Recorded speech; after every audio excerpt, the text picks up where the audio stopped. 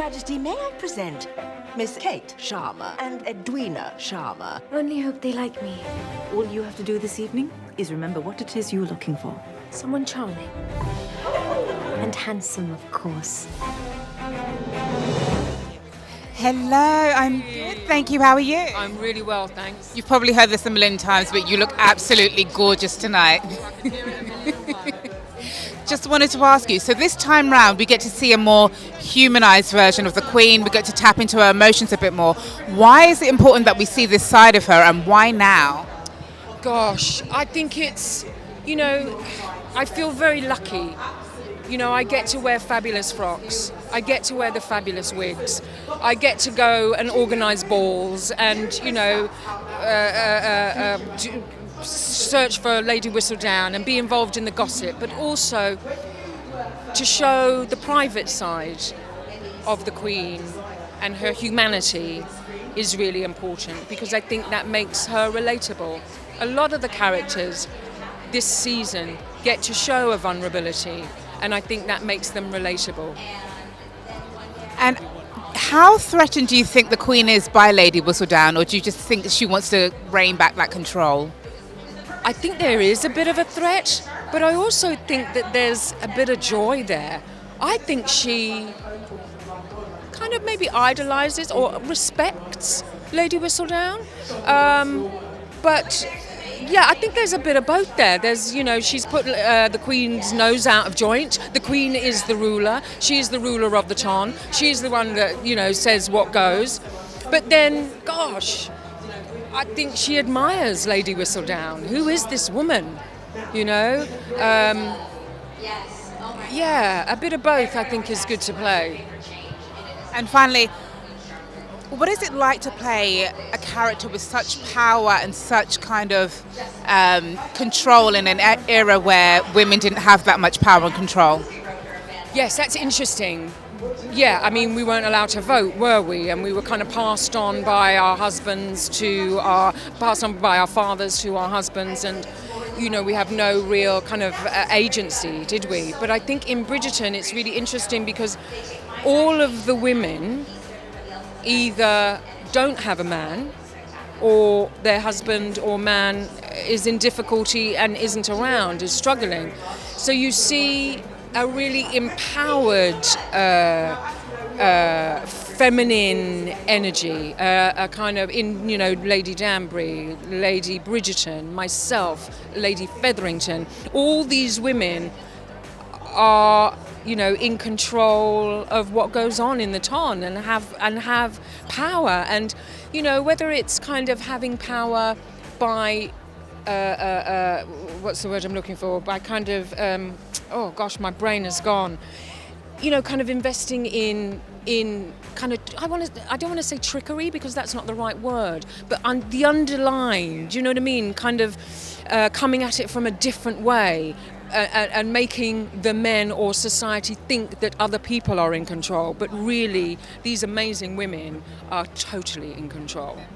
They're pulling the strings, exactly. And there's a really good line that the Queen says, I don't think this is any kind of spoiler, to Lady Danbury, she kind of says, are you? I think you might be pulling my strings, Lady Danbury. And I think that's really great, because you see like a really deep friendship. I know that she's pulling my strings. She knows that I know that she's pulling my strings. You know what I mean? But yet we somehow kind of get on with it and, cause havoc. Mutual respect, exactly. Hello, you too. You're looking very snazzy. So when we spoke earlier, you were saying that you wanted to see Benedict continue on to have a little bit more freedom, a bit more exploration. What part of the books would you like to see in the TV series?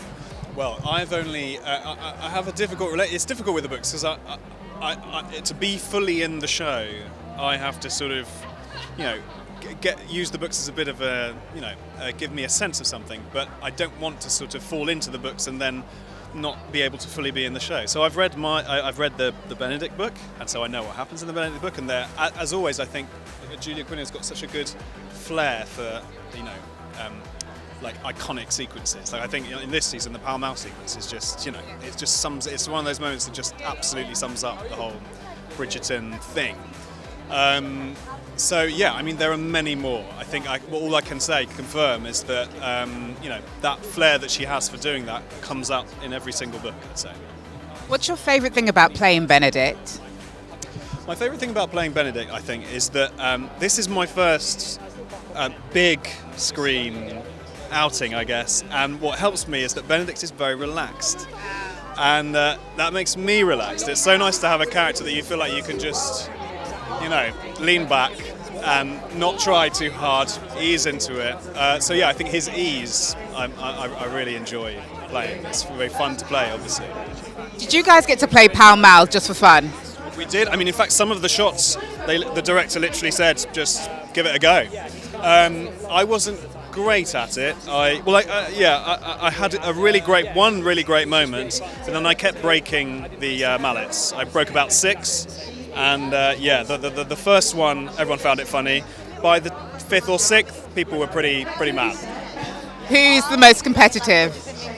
Well, I'd say Johnny or Anthony, but I also think that I'm sneakily competitive. I've sort of discreetly been competitive.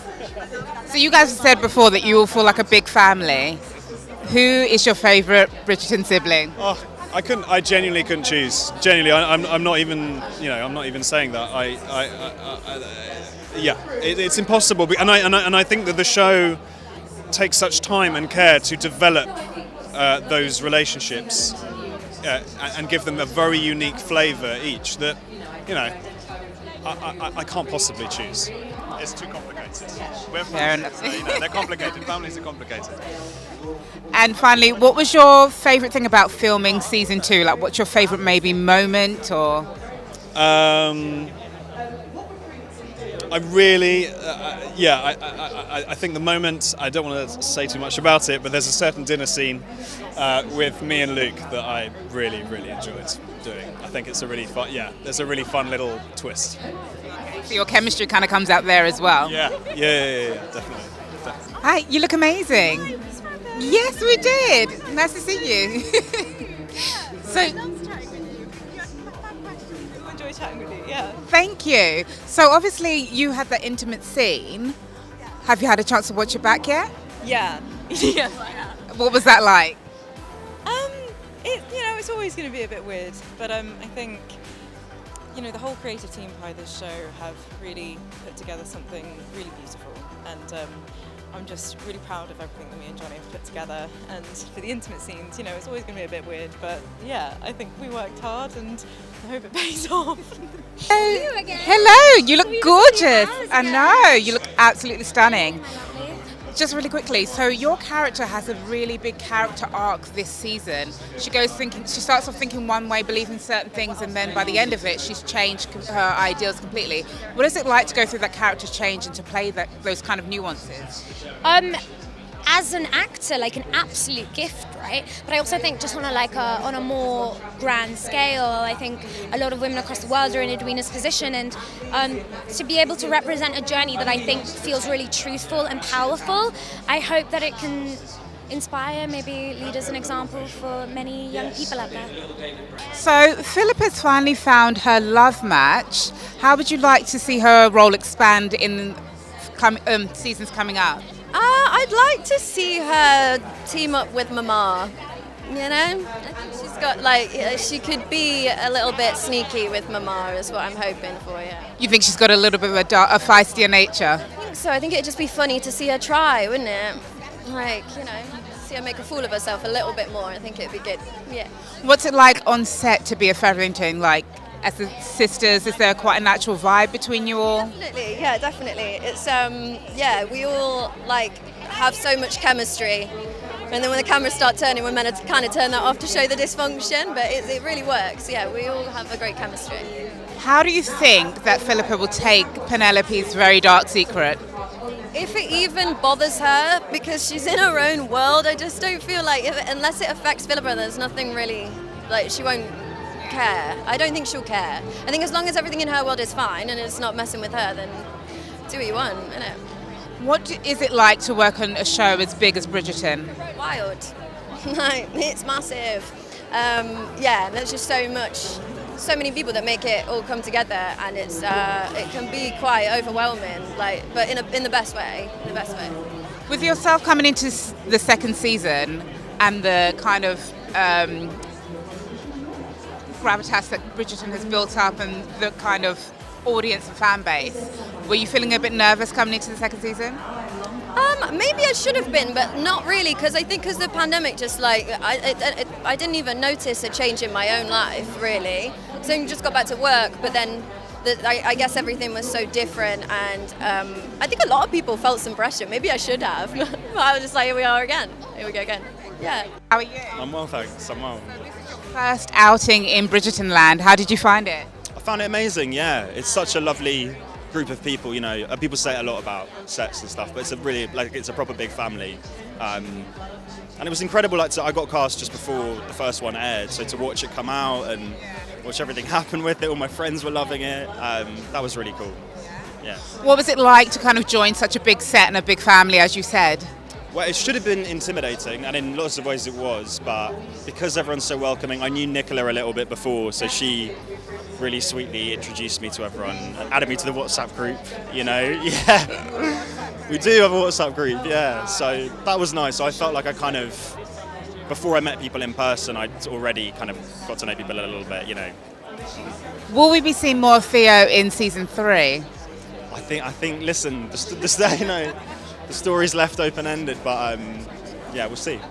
What would you like to happen with this character and with maybe Eloise going forward? I mean, I think, you know, I love Eloise as a character. I love the things she's interested in, like, for me as an actor, as a person, I think she's, you know, on the right track. So I hope she carries on pursuing her interest. And you know, man or no man, I don't think that's what's going to define Eloise. I think she's much more than that. Anything else will be an addition to an already very interesting and fantastic character. So what do you think it was about Theo that managed to break Eloise down? Because obviously she was very, very focused on kind of being more independent. So all of a sudden she's got this new love interest, this new friendship. What was it about it? It was his face. No, I'm joking. No, I think, you know, well, it's absolutely not that, because Eloise is much more, she's not a shallow. But I think meeting someone who was, you know, not from like the run-of-the-mill bunch of suitors that she sees every day and sees her, you know, at balls and all of this, I think she's someone who wants something different from life. So I think that was the appeal, really. Yeah. Portia has a little bit of a, without teasing too much, has a little bit of a flirtation with romance this season. It's not just restricted to the under 25s, you know. Would you like to see her character have a deeper love story maybe coming up, or a sex scene? God, not a sex scene, no. I've done those, been there, done that. No, I think it's always nice to sort of explore that side of a character. I mean, you know, women are many, many things. They're mothers, they're sisters, they're lovers, you know. So it's nice to play all aspects of being human. So yeah, I liked it. What do you think drives Portia's ruthless ambition? I think what drives her is survival. I think it's a man's world. I think no one's got her back. I think she has a great sense of duty and responsibility to her daughters. I think she's a wonderful mother. She has slightly questionable sort of tactics sometimes, but the main objective is always her children's security, because otherwise she'd be on the streets. What is the best thing about being a Featherington? Oh my God, there's so many good things about being a Featherington. I think being slightly naughty, I think the costumes, the colour, the being an outsider, you know, I quite like that. And finally, you play quite a strong, feisty character. What is it like to kind of dig into that kind of role? What is it like to dig into that kind of role? I like to think that I'm a strong woman. I like to represent strong women. It's a pleasure to play that sort of role, actually. Yeah, it's fun. I wouldn't want to play some simpering wallflower, you know.